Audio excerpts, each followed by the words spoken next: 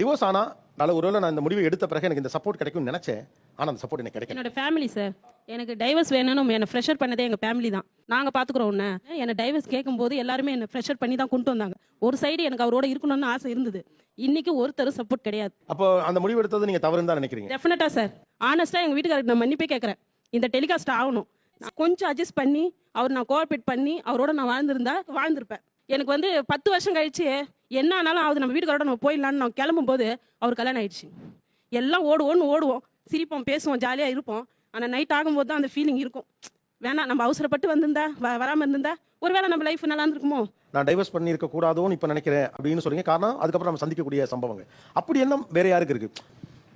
நான் நினைச்சேன் சார். ஏன்? எனக்கு அவரை ரொம்ப பிடிக்கும்.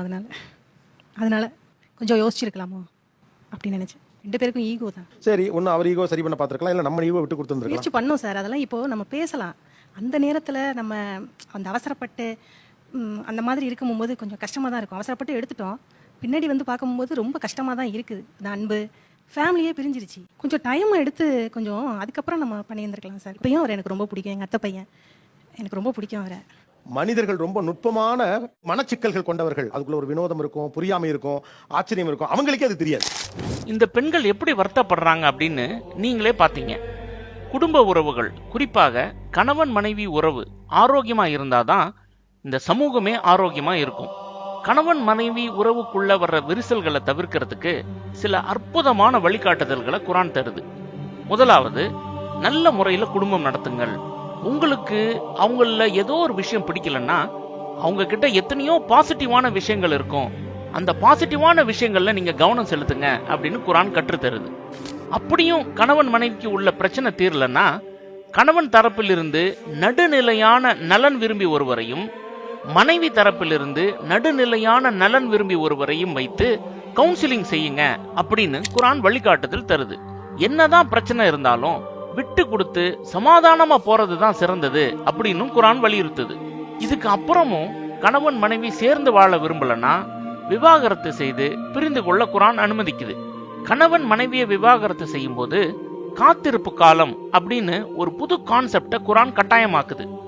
விவாகரத்தின் போது மனைவி கர்ப்பிணியா இல்லையா அப்படிங்கறத பொறுத்து காத்திருப்பு காலம் பிரசவிக்கும் வரை அல்லது 3 மாதவிடாய் காலங்களாக இருக்கும்.